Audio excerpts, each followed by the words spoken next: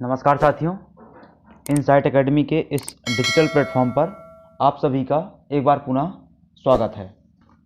जैसा कि ये इथिक्स की लेक्चर सीरीज चल रही है, इथिक्स की इस लेक्चर सीरीज में अभी तक हमने जो डिस्कस किया है एक बार उसके बारे में देख लेते हैं। उसके बाद हम आज की क्लास को प्रारंभ करेंगे। तो अभी तक हम इथिक्स की लेक्चर सीरीज में जो कवर कर चुके हैं वो ये है कि सबसे पहले जो हमने इथिक्स से चालू किया था वो ये था कि इथिक्स का सिलेबस क्या है, इथिक्स का पैटर्न क्या है, नीति शास्त्र का जो ये पूरा विषय है इसके अंदर का अंतर्गत कौन कौन सी चीज़ें समाहित है, कि आपका दर्शन शास्त्र क्या होता है, मनोविज्ञान क्या होता है, लोक प्रशासन क्या होता है, और आपके जो केस स्टडी होते हैं, प्रकरण होता है, वो क्या होते हैं।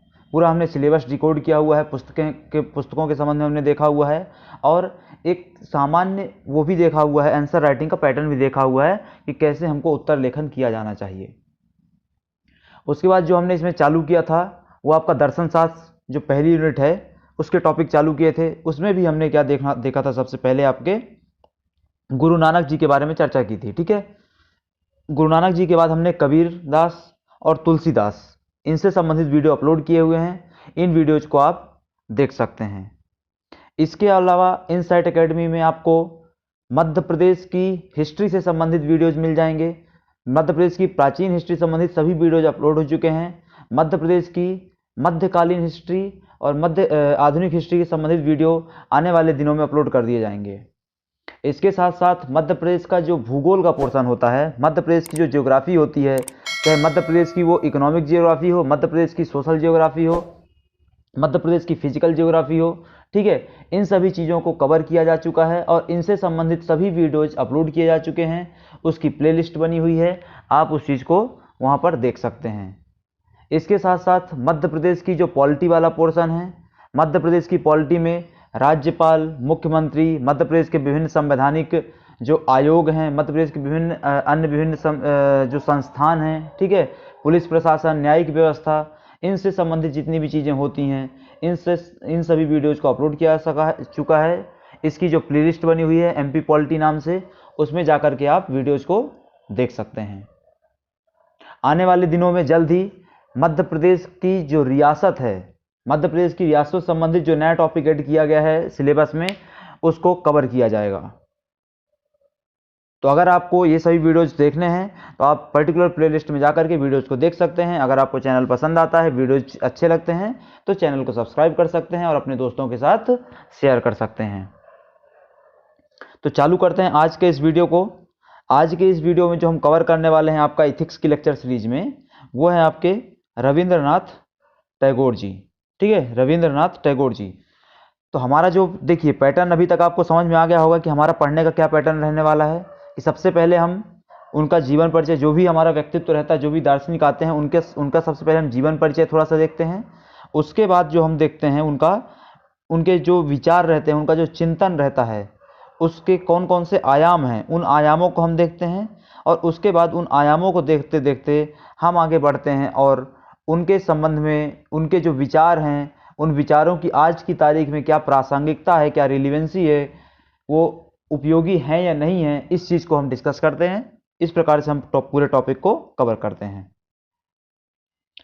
तो चूंकि आज का हमारा टॉपिक कौन है, रविंद्रनाथ टैगोर जी, इस नाम से हम सभी क्या है बहुत अच्छे तरीके से परिचित हैं।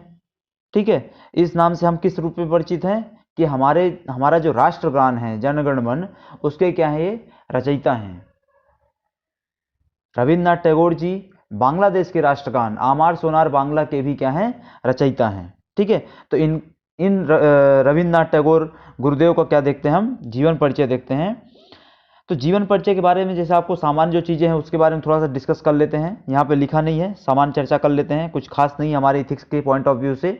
फिर भी इनके पिताजी का नाम क्या था, देवेंद्रनाथ टैगोर था। ये एक बंगाली टैगोर परिवार में क्या हुए, जन्मे थे। ठीक है, इनका जो आपका एक तरीके से योगदान देखा जाए तो इनका जो प्रमुख योगदान स्वतंत्रता आंदोलन में आता है, वो किस रूप में आता है, तो एक तरीके से जो जागृति का वो फेज होता है, जो पुनर्जागरण का जो फेज होता है, उसके रूप में हमको दिखाई देता है। ठीक है, इनकी जो रचनाएं थी उसको देख लेते हैं। ये आपके इथिक्स के पॉइंट ऑफ व्यू से इंपॉर्टेंट है 2 मार्कर के लिए, जिसमें जो प्रमुख सबसे ज़्यादा महत्वपूर्ण रचना है वो है आपकी गीतांजलि। गीतांजलि के लिए रविंद्रनाथ टैगोर जी को 1913 में नोबेल पुरस्कार दिया गया। ये पहले एशियाई व्यक्ति थे जिनको नोबेल पुरस्कार दिया गया था। इसके अलावा उन्होंने क्या लिखा है, गोरा, पोस्टमास्टर, डाकघर, काबुलीवाला, मानसी, ऐसे उपन्यास भी उनने लिखे हुए हैं। ठीक है, अब जो हमारे लिए बहुत ज़्यादा महत्वपूर्ण इंपॉर्टेंट चीज़ है वो है इनका चिंतन क्या था, इनका विचार क्या था, इनका दर्शन शास्त्र क्या था, जो चीज़ हमारे लिए एथिक्स के पॉइंट ऑफ व्यू से इंपॉर्टेंट है। तो इनके जो हम विचारों को अगर कैटेगराइज करें, एक बड़े स्तर पर देखें, तो 3 भागों में डिवाइड कर सकते हैं। इनने अपना एक दर्शन दिया, फिलॉसफी दिया, उस दर्शन शास्त्र के कुछ भाग थे उसको देखेंगे। इनका अपना एक विश्ववाद का सिद्धांत था, विश्ववाद, और एक था इनका सामाजिक राजनैतिक विचार। इनका जो दर्शन शास्त्र था, उस दर्शन शास्त्र के तहत उन्होंने समन्वयवाद का सिद्धांत दिया। समन्वयवाद को हम जब गुरु नानक जी को पढ़े, कबीर जी को पढ़े, तब भी समझ चुके हैं। ठीक है, इसके अलावा प्रकृति का मानवीकरण का सिद्धांत था, प्रेम, करुणा एवं संवेदनशीलता का सिद्धांत था, और जो एक बहुत महत्वपूर्ण सिद्धांत है वो क्या है कि स्वयं को नव वेदांती बोलते थे। नव वेदांती क्या होता है हम अब आगे चल के डिस्कस करेंगे। तो सबसे पहले चालू करते हैं इनका दर्शन शास्त्र। दर्शन शास्त्र में क्या बोलते हैं टैगोर जी? टैगोर जी अपने दर्शन में प्रेम, करुणा, दया, संवेदनशीलता एवं समन्वय का रूप क्या करते हैं, प्रकट करते हैं। इन सभी चीज़ों को हम क्या करेंगे, विस्तार से डिस्कस करेंगे, विस्तार से हम चर्चा करेंगे। ठीक है, तो जो आपको टैगोर जी का जो सबसे पहला सिद्धांत आता है दर्शन शास्त्र में या दार्शनिक विचारों में, वो आता है मानवता का सिद्धांत। अब देखो मानवता का सिद्धांत क्या होता है, इस चीज़ को हम सभी बहुत अच्छे तरीके से जानते हैं। ठीक है, एक जनरलाइज्ड वे में, एक सामान्य प्रक्रिया के रूप में। ठीक है, पर इसके संबंध में टैगोर जी का क्या विचार था उस चीज़ को हम देखते हैं कि टैगोर जी के दर्शन में मानवता को क्या रखा गया है, सर्वोच्च स्थान पर रखा गया है। वे मानवता के माध्यम से विश्व का कल्याण करना चाहते थे। वे अपने मानवता के सिद्धांत के माध्यम से किस चीज़ की एक तरीके से अपेक्षा रखते थे कि विश्व कल्याण हो। ठीक है, उन्होंने मानव की स्वतंत्रता, उसकी सृजनात्मकता को प्रोत्साहन देने का सदैव क्या किया था, प्रयास किया था। अपने वो मानवीय दर्शन के तहत, मानवता के वादी दर्शन के तहत क्या करना चाहते थे, मनुष्य की स्वतंत्रता और उसकी सृजनात्मकता की रक्षा के लिए क्या होते थे, तत्पर होते थे, उसको प्रोत्साहन करने के लिए तैयार रहते थे। वे एक महाकवि होने के नाते उन्होंने कभी भी मानवीय संवेदनाओं भावों का दमन न करते हुए उनकी अभिव्यक्ति का महत्व दिया। देखो ये चीज़ बहुत ज़्यादा इंपॉर्टेंट है, ये चीज़ बहुत ज़्यादा इंपॉर्टेंट है। अगर हम हमारी संवेदनाओं का, हमारी भावनाओं का, हमारे विचारों का हम क्या करते हैं, एक तरीके से उनको दबाने का प्रयास करते हैं, उनके दमन का प्रयास करते हैं, तो ये कहीं ना कहीं हमारी जो अभिव्यक्ति है, हमारी जो व्यक्तिगत एक तरीके से अभिव्यक्ति है, उसका कहीं ना कहीं क्या होता है, दमन होता है। हमारा व्यक्तिगत जो विकास है वो कहीं ना कहीं क्या होता है, रुकता है।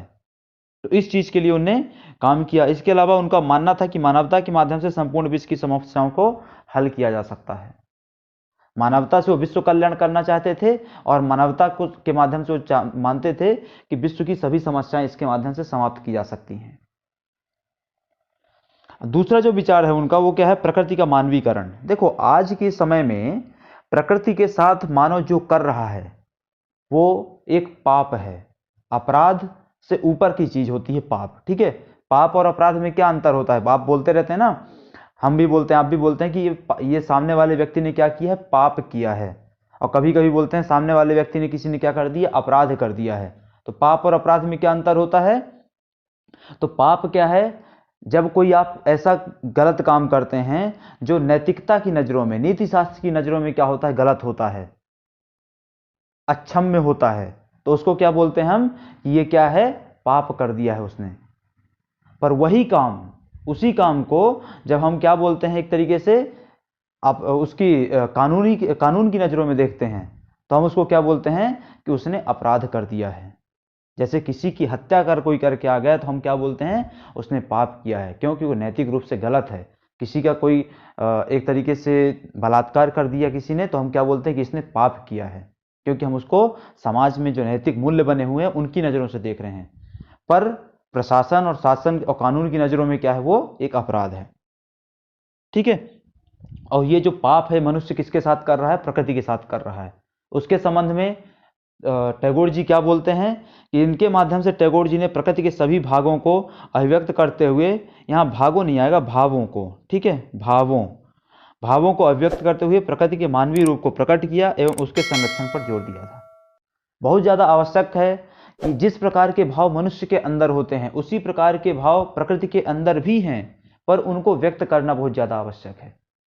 अगर हम व्यक्त कर पाएंगे तो प्रकृति का हम मानवीय संरक्षण बहुत अच्छे तरीके से कर पाएंगे। इसके अलावा क्या है उनका विचार, समन्वयवाद का विचार। देखो, समन्वयवाद हमने जब पढ़ा हुआ है गुरु नानक देव जी में, उस समय समन्वयवाद का क्या अर्थ बताते हैं वो, कि हिंदू मुस्लिम, उच्च वर्ग निम्न वर्ग, इनके बीच समन्वय हो जाए। कबीरदास जी भी लगभग सेम चीज बताते हैं। अब यहाँ का समन्वयवाद देखते हैं हम कि टैगोर जी समन्वयवाद के संबंध में क्या बोलते हैं। तो टैगोर जी बोलते हैं कि इसके माध्यम से भौतिक एवं आध्यात्मिक जीवन के मध्य समन्वय तथा पूर्व एवं पश्चिम के मध्य समन्वय स्थापित किया जाना चाहिए। देखो, आज जो मनुष्य का जीवन है, हमारा आपका जीवन है, वो बहुत ज़्यादा क्या हो गया, भौतिकतावादी हो गया है। बहुत ज़्यादा हम क्या कर रहे हैं, मटेरियल लाइफ की ओर बढ़ रहे हैं। उपयोगितावादी हम नहीं बन रहे हैं, भौतिकतावादी बनते जा रहे हैं, उपयोगितावादी बनते जा रहे हैं, ठीक है। यहाँ पे उनका क्या कहना है कि जो हमारा वो है पश्चिमी वर्ल्ड है, जो हमारा वेस्टर्न कंट्रीज है, वेस्टर्न कल्चर है, वो किसका द्योतक है, किसका प्रतीक है, उपभोक्तावादी संस्कृति का प्रतीक है, भौतिकतावादी संस्कृति का प्रतीक है। जबकि हमारा जो भारतवर्ष है वो किस चीज का प्रतीक है, आध्यात्मिकता का प्रतीक है। तो उनका क्या कहना था कि इन दोनों के बीच में क्या हो जाए, समन्वय हो जाए। हम उनसे भौतिकतावादी कुछ गुण सीख लें, वो हमसे कुछ आध्यात्मिकता के गुण सीख लें, दोनों के बीच क्या हो जाए, बैलेंस बन जाए, ठीक है। समन्वय की इस प्रक्रिया हेतु वे एक वैश्विक संस्था की स्थापना करने के इच्छुक थे। अब वो क्या बोलते हैं कि उनने विचार तो दे दिया, पर यह विचार कैसे संभव होगा, तो इसके लिए कोई एक संस्था बनानी पड़ेगी जो वैश्विक स्तर पर सिर्फ इसी चीज के लिए क्या करेगी, कार्य करेगी। ऐसी संस्था बाद में वो बनाते हैं। उस संस्था को क्या बोला जाता है, विश्व भारती के नाम से जानते हैं हम। किस नाम से, विश्व भारती के नाम से जानते हैं। अगला जो उनका दार्शनिक विचार आता है वो है प्रेम, करुणा और संवेदनशीलता का महत्व दिया जाना। तो देखो, अगर आप मनुष्य से मनुष्य के रूप में क्या रखेंगे, एक तरीके से उसके एक मनुष्य दूसरे मनुष्य से क्या रखेगा, प्रेम की भावना रखेगा। जो एक तरीके से शोषक और शोषित वर्ग होता है उसके बीच मतभेद खत्म हो जाएगा, ठीक है। आप क्या करेंगे, सामने वाले व्यक्ति के प्रति करुणा, दया, समानुभूति, सहानुभूति, संवेदनशीलता का भाव रखेंगे, सामने वाले के दुखों को अपना दुख समझेंगे। अगर ये सब होगा, अगर इन सभी मानवीय मूल्यों को हम अपनाएंगे तो इससे क्या होगा, समाज में जो व्याप्त बुराइयां हैं, कुरीतियां हैं, शोषण है, वो सभी क्या हो जाएंगे, समाप्त हो जाएंगे। ये बहुत ज्यादा आवश्यक है, देखो, ठीक है। इसके अलावा जो एक विचार आता है उनका इंपॉर्टेंट, वो है नव वेदांती। टैगोर जी का मानना था कि ईश्वर पूर्ण, अनंत एवं आदर्श हैं। हम कई बार बोलते रहते हैं कि ईश्वर ने क्या कर दिया, गलती हो गई, ईश्वर से गलती हो गई होगी, गलत बना दिया, या मेरे जीवन में कुछ गलत कर दिया ईश्वर ने। ऐसा कुछ नहीं होता है। क्यों नहीं होता, क्योंकि ईश्वर सदैव पूर्ण है। ईश्वर कुछ गलत नहीं कर सकते हैं, वो अनंत हैं। वो कैसे हैं, आदर्श हैं। तुलसीदास जी के बारे में जब हमने पढ़ा तो हमने देखा था कि तुलसीदास जी ने अपने उसमें काव्य में किस प्रकार से आदर्शों की स्थापना की है, ठीक है। उनमें से उनके द्वारा स्थापित एक आदर्श कौन है, स्वयं परमात्मा है, भगवान राम। वैसे ही कुछ बात यहां की जा रही है कि उनका क्या कहना है कि ईश्वर पूर्ण है, अनंत है और आदर्श है। मानव को सदैव क्या करना चाहिए, ईश्वर प्राप्ति हेतु सत्कर्म करने चाहिए। यहां पे क्या लिखा है, कर्म लिखा हुआ है, पर इस कर्म का सामान्य मतलब क्या होता है, सत्कर्म। सत्कर्म मतलब अच्छे कर्म, ताकि क्या हो, हम सब मोक्ष के क्या हो सके, द्वार पर पहुंच सकें, वैकुंठ में पहुंच सकें, भगवान के चरणों में पहुंच सकें, ठीक है। अब ये क्या था, अभी तक पूरा टैगोर जी का दर्शन शास्त्र था। अब आते हैं टैगोर जी का जो दूसरा विचार है वो है विश्ववाद का सिद्धांत।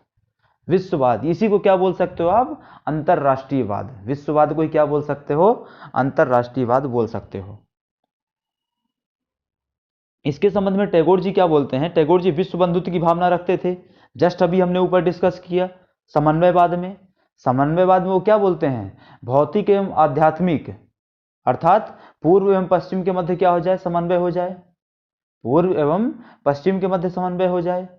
वही चीज यहां पर बोली जा रही है कि अगर आप पूर्व पश्चिम के मध्य समन्वय स्थापित कर रहे हैं, विश्व के कल्याण की इच्छा रखते हैं, मतलब आप विश्व बंधुत्व की भावना से प्रेरित हैं। और हमारा जो प्राचीन भारतीय समाज है, हमारा जो पूरा दर्शन है, वो किसी चीज पर टिका हुआ है। एक तरीके से देखा जाए तो बड़े स्तर पर किस चीज की बात करता है, वसुधैव कुटुंबकम की, अर्थात ये संपूर्ण विश्व ही क्या है, एक परिवार है।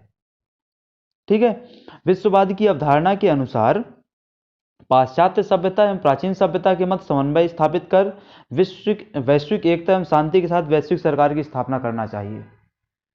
मतलब वही हमारी जो पुरानी चीज समन्वयवाद वाली, कि क्या करना है हमको, पूर्वी सभ्यता और पश्चिमी सभ्यता, पूर्वी सभ्यता के द्योतक उसके रिप्रेजेंटेटिव कौन है, हम लोग हैं, ठीक है, भारतीय सभ्यता है। और पश्चिमी सभ्यता की द्योतक उनका रिप्रेजेंटेटिव कौन है, तो अमेरिकन और यूरोपियन कंट्रीज हैं। तो इन दोनों के मध्य क्या होना चाहिए, एक समन्वय होना चाहिए। वो क्या है, भौतिकवादी संस्कृति के क्या है, प्रतीक हैं, और हम क्या हैं, आध्यात्मिक संस्कृति के प्रतीक हैं। तो हम दोनों के बीच क्या होना चाहिए, एक समन्वय स्थापित होना चाहिए, ताकि वैश्विक एकता और वैश्विक शांति की स्थापना करके विश्व के कल्याण को सुनिश्चित किया जा सके। और इसी आशा के साथ, इसी आशा के आधार पर वर्ष 1921 में उन्होंने विश्व भारती की नींव डाली। इस चीज को हमने पहले भी डिस्कस किया था। ठीक है। टैगोर जी की बोलते हैं, टैगोर जी विश्व की विभिन्न संस्कृतियों का मेल करा करके एक नवीन संस्कृति की धारा प्रवाहित करना चाहते थे। जस्ट अभी उन्होंने डिस्कस किया कि भाई पूर्व पश्चिम के मध्य क्या करना है, आपको समन्वय करना है। मतलब विश्व की विभिन्न संस्कृतियों के मध्य वो क्या करना चाहते हैं, समन्वय करना चाहते हैं, ताकि एक ऐसी नवीन संस्कृति को स्थापित किया जा सके जो सभी के लिए क्या हो, स्वीकारणीय हो। देखो ये बहुत ज्यादा चीज आवश्यक है। आज की तारीख में जो भारतीय संस्कृति है वो सिर्फ भारतीय लोगों को स्वीकार्य है। ये जो भारत का जो इंडिक विचार है, जो इंडिक विचार, इंडिक मतलब क्या होता है, भारतीय, ठीक है, जो इंडिक विचार है, जो उससे उस इंडिक विचार से जो लोग क्या रखते हैं, एक तरीके से एक उसके विचार से एक तरीके से समानता रखते हैं, सिर्फ वही क्या मानते हैं, भारतीय संस्कृति का समर्थन करते हैं, भारतीय कल्चर का समर्थन करते हैं। जो इस चीज के खिलाफ है, मत भिन्नता रखते हैं, वो अपने कल्चर को क्या मानेंगे, श्रेष्ठ मानेंगे। जो भारतीय लोग अपने कल्चर को श्रेष्ठ मानते हैं, आवश्यक नहीं कि वो दूसरों कल्चर को भी उतना ही सम्मान दे रहे हों। तो यहाँ पे क्या होता है, विभिन्न संस्कृतियों के मध्य मतभेद खड़ा होता है, जिससे क्या होता है, वैश्विक समस्याएं उत्पन्न होती हैं। तो उनका क्या मानना था कि इन सभी संस्कृतियों को क्या किया जाए, मिलाया जाए, इन सभी संस्कृतियों के मध्य एक समन्वय स्थापित किया जाए। इनके समन्वय से एक ऐसी संस्कृति की धारा प्रवाहित हो, एक ऐसी संस्कृति का निर्माण हो जो सभी विश्व के सभी लोगों के लिए क्या हो, स्वीकार्य हो, विश्व के सभी लोगों के लिए क्या हो, पूजनीय हो। उस संस्कृति में वैश्विक कल्याण और वैश्विक विकास की क्या हो, एक तरीके से भावना उसमें मिली हुई हो। ठीक है। इसके अलावा वे भावना के स्तर पर वो अपने बारे में क्या बोलते हैं कि मैं भावना के स्तर पर क्या हूं, भारतीय हूं, भावनात्मक रूप से मैं क्या हूं, भारतीय हूं, परंतु संवेदना के स्तर पर मैं संपूर्ण विश्व को एक विचार की परिधि में देखता हूं। क्या बोलते थे वो कि मैं भावनाओं के स्तर पर तो भारतीय हूं, पर संवेदनाओं के स्तर पर मैं संपूर्ण विश्व का हूं, संपूर्ण विश्व को मैं एक ही चश्मे से देखता हूं। ये उनका क्या था, विचार था। अगला जो आता है उनका, वो है राजनैतिक सामाजिक विचार। अभी तक हमने दर्शन शास्त्र देखा उनका। दर्शन शास्त्र के तहत हमने अलग अलग बिंदु देखे उनके कि मानवतावाद, प्रकृति का मानवीकरण, समन्वयवाद, ठीक है, ये सभी चीजें। उसके अलावा हमने विश्ववाद या अंतर्राष्ट्रीयवाद देखा। तीसरा और आखिरी विचार आता है उनका राजनैतिक सामाजिक विचार। तो इस चीज को समझते हैं। सबसे पहले यहां पे देखेंगे हम सामाजिक विचार, उसके बाद देखेंगे राजनैतिक विचार। सामाजिक विचारों में जो आता है कि वे सामाजिक रूप से टैगोर जी मानव की प्रतिष्ठा स्थापित करना चाहते थे। देखो ये चीज, इस पॉइंट को हम पहले भी समझ चुके हैं। अगर वो मानवतावाद की बात करते हैं तो सीधी सी बात है कि वो किसकी बात कर रहे हैं, मानव की प्रतिष्ठा की बात कर रहे हैं। मतलब वो जो भी उत्थान, जो भी पुनर्जागरण, जो भी विकास की बात कर रहे हैं, उसका केंद्र में सदैव क्या है, व्यक्तिगत व्यक्ति है, मानव है, ठीक है। तो उसकी प्रतिष्ठा को स्थापित करना चाहते थे। इसके अलावा इस कारण उन्होंने क्या किया, विविध भेदभावों के खिलाफ आवाज उठाई। तो उस समय मानव की प्रतिष्ठा को स्थापित करने के लिए उनने उस समय जो भी समस्याएं विद्यमान थी उन सब के खिलाफ क्या किया, अपनी आवाज को मुखर किया, ठीक है। वे धर्म, भाषा, लिंग के आधार पर भेदभाव को स्वीकार नहीं करते थे। क्या होता था, वे धार्मिक जो वो होता है आपका भेदभाव होता है, भाषाई भेदभाव होता है, लैंगिक भेदभाव होता है, उस चीज के क्या थे, मुखर विरोधी थे, ठीक है। टैगोर जी व्यक्ति के सम्मान में उसकी स्वतंत्रता पर क्या करते थे, आस्था रखते थे। देखो ये चीज बहुत ज्यादा आवश्यक है। अगर आप व्यक्तिगत रूप से सभी का सम्मान करेंगे, ठीक है, अगर आप व्यक्तिगत रूप से सभी का सम्मान करेंगे, उनकी स्वतंत्रता की रक्षा करेंगे, उनको जीवन में प्रोत्साहित होने के लिए क्या करेंगे, उनको जीवन में आगे बढ़ने के लिए प्रोत्साहित करेंगे, तो ये क्या है, आपके साथ साथ समाज की उन्नति, राष्ट्र की उन्नति के लिए सहायक होगा। टैगोर जी के द्वारा जाति व्यवस्था, अस्पृश्यता, धार्मिक कट्टरता आदि का क्या किया गया था, विरोध किया गया था। हमने जस्ट समझा कि वो क्या करते थे, धार्मिक, भाषाई, लैंगिक भेदभावों को विरोध करते थे, ठीक है। उसी के तहत उन्होंने क्या किया, भाषाई जो अस्पृश्यता होती, जाति अस्पृश्यता, उसका भी विरोध किया उनने। अपने सुधार कार्यों में वो गांधी जी की तरह क्या करते थे, गांवों को केंद्र में रखते थे। ये बहुत ज्यादा आवश्यक है। क्यों? क्योंकि हमारे देश का लगभग आज की तारीख में भी लगभग 70% आबादी, हो सकता है आपका जो नया डेटा आएगा तो सेंसस 2021 का, उसमें वो 70% खिसक के हो सकता है 65 से 66% आ जाए, पर फिर भी एक बड़े स्तर पर देखें तो लगभग 65% से ज़्यादा आबादी आपकी आज की तारीख में भी कहाँ निवासरत है, गांव क्षेत्रों में निवासरत है, ठीक है। तो जो भी आप सुधार कार्यक्रम करेंगे उसके केंद्र में भी क्या होना चाहिए, गांव ही होना चाहिए। तो ये क्या थे, उनके सामाजिक विचार थे। राजनीतिक विचारों में वो क्या बोलते हैं, तो राजनीतिक रूप से टैगोर जी का मानना था कि देश सामाजिक एवं आर्थिक दृष्टि से स्वावलंबी व स्वतंत्र हो जाएगा तो राजनीतिक स्वतंत्रता क्या हो जाएगी, स्वतः प्राप्त हो जाएगी। ये भी एक पॉइंट बिल्कुल सही है कि अगर हम सामाजिक और आर्थिक रूप से क्या हो जाएं, सशक्त हो जाएं, अगर हम सामाजिक और आर्थिक रूप से क्या हो जाएं, एक तरीके से स्वतंत्र हो जाएं, स्वावलंबी हो जाएं, संपन्न हो जाएं, तो राजनीतिक स्वतंत्रता हमें अपने आप मिल जाएगी, ठीक है। राजनीतिक विचारों के अंतर्गत वे साम्राज्यवाद को हटा करके स्वशासन की स्थापना करना चाहते थे। साम्राज्यवाद मतलब उपनिवेशवाद, जो यहां कौन चला रहा था, ब्रिटिश सरकार चला रही थी, ब्रिटिश कंपनी चला रही थी, ईस्ट इंडिया कंपनी चला रही थी। उसको समाप्त करके क्या करना है हमको, यहां पर स्वशासन स्थापित करना है, अपना शासन स्थापित करना है। यह उनका क्या था, उस समय की परिस्थितियों के हिसाब से राजनीतिक विचार था। तो ये पूरा हमने क्या देखा, टैगोर जी के विचारों को देखा, जिसमें हमने उनके दर्शन संबंधी विचार, विश्ववाद संबंधी विचार और सामाजिक राजनीतिक संबंधी विचारों को विस्तार से समझा, ठीक है। अब जो आता है वो है उनके विचारों की प्रासंगिकता। उनके विचारों की प्रासंगिकता में जो पहला बिंदु आता है, हमने वहां पे डिस्कस किया था, मानवतावाद। तो देखो, टैगोर जी के मानवतावाद के माध्यम से मानवीय समस्याओं को गहराई से महसूस किया जा सकता है एवं उनके निदान का प्रयास किया जा सकता है। देखो, टैगोर जी क्या बोलते हैं मानवतावाद के संबंध में, कि अगर हम प्रेम, करुणा, दया, समानुभूति, सहानुभूति, स्नेह, इन सभी चीज़ों को अपनाएं और हमारा जो भी एक तरीके से विकास है, उत्थान का कार्यक्रम है, पुनर्जागरण का कार्यक्रम है, उसके केंद्र में सदैव किसको रखें, मानव को रखें, तो हमारे यहाँ पर जो मानवीय समस्याएं विद्यमान हैं, वो मानवीय समस्याएं सामाजिक स्तर पर भी हो सकती हैं, आर्थिक स्तर पर भी हो सकती हैं, राजनीतिक स्तर पर भी हो सकती हैं, तो उनका सभी का समाधान हमको मिल जाएगा। तो अगर ये समस्याएं हमारे यहाँ आज की तारीख में भी विद्यमान हैं, तो हमको उनका समाधान भी टैगोर जी के बताए रास्तों के अनुसार ही ढूंढना पड़ेगा, ठीक है। दूसरी प्रासंगिकता क्या है कि टैगोर जी का समन्वयवाद भौतिक एवं आध्यात्मिक सौंदर्य की बात करता है, जो वर्तमान में अत्यधिक प्रासंगिक है।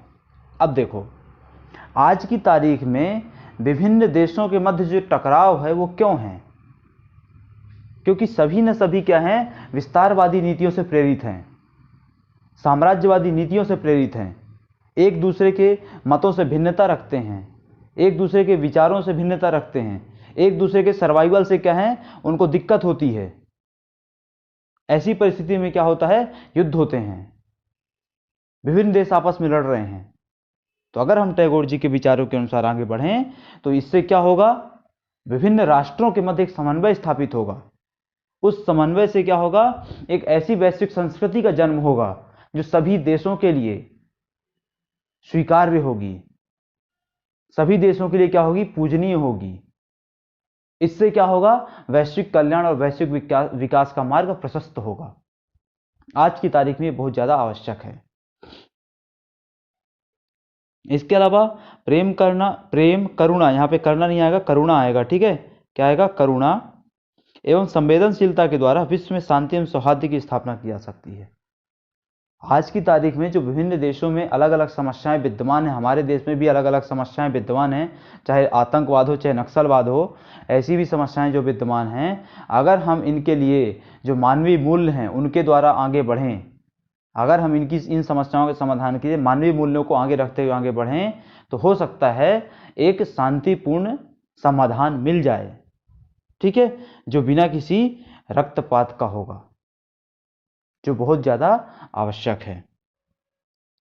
इसके अलावा उनके विचारों की प्रासंगिकता हमको कहाँ मिलती है, तो टैगोर जी की विश्व बंधुत्व की अवधारणा से अंतर्राष्ट्रीय शांति और समन्वय को बढ़ावा दिया जा सकता है। टैगोर जी अपने विश्ववाद में क्या बोलते हैं, विश्व बंधुत्व की अवधारणा प्रस्तुत करते हैं। आपने देखा होगा कि हमारे जो विदेश मंत्री थी पहले सुषमा स्वराज जी, वो कई बार यूएन के मंच से बोली हैं वसुधैव कुटुंबकम, वसुधैव कुटुंबकम। तो ये तो हमारी क्या है, भारतीय अवधारणा है। हम संपूर्ण विश्व को क्या मानते हैं, एक परिवार मानते हैं। विश्व बंधुत्व की कामना के साथ चलते आगे बढ़ते हैं, हम विश्व बंधुत्व की भावना के साथ आगे बढ़ते हैं। वही चीज हमारे टैगोर जी भी बोलते थे। अगर हम उस भावना के साथ आगे बढ़ेंगे तो क्या होगा, अंतरराष्ट्रीय शांति, वैश्विक शांति स्थापित होगी, वैश्विक सौहार्द स्थापित होगा, ठीक है। इसके अलावा टैगोर जी के द्वारा प्रगति के मानवीकरण पर जोर दिया गया। वर्तमान में इनके समाधान से, इसके माध्यम से पर्यावरण संरक्षण, जैव विविधता संरक्षण किया जा सकता है।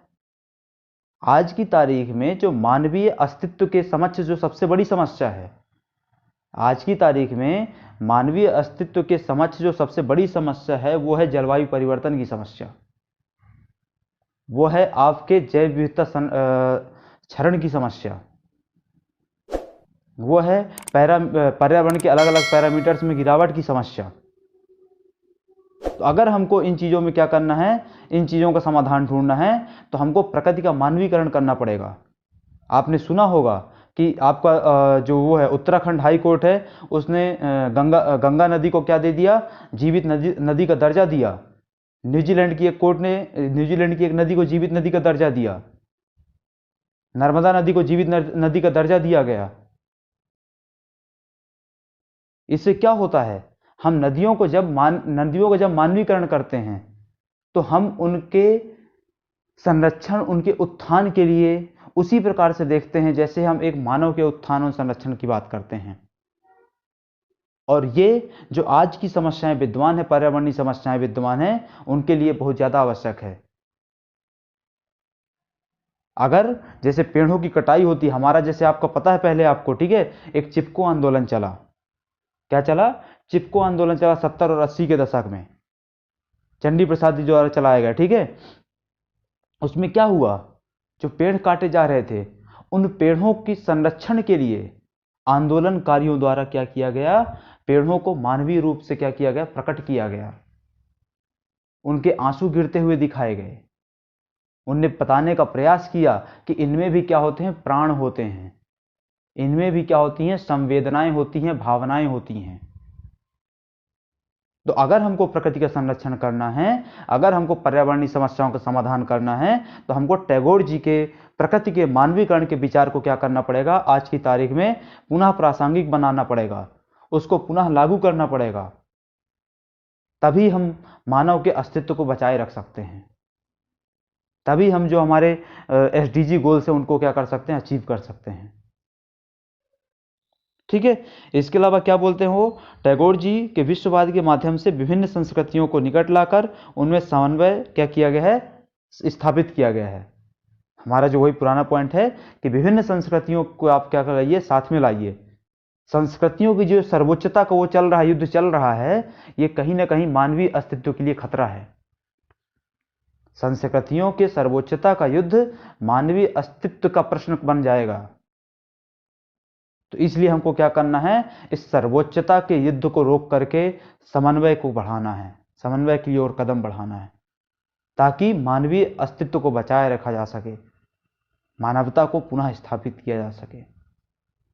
ठीक है। तो ये क्या था दोस्तों, पूरा आपका टैगोर जी के सिद्धांतों की प्रासंगिकता थी। और यहाँ पे क्या होता है, टैगोर जी को विचारों को पुनः टैगोर जी के विचार समाप्त होते हैं। तो अगर आपको वीडियो पसंद आता है तो आप वीडियो को लाइक कीजिए, चैनल को सब्सक्राइब कीजिए और वीडियो को अपने दोस्तों के साथ शेयर कर सकते हैं। मिलते हैं आपसे अगले वीडियो में, तब तक के लिए आप सभी का धन्यवाद।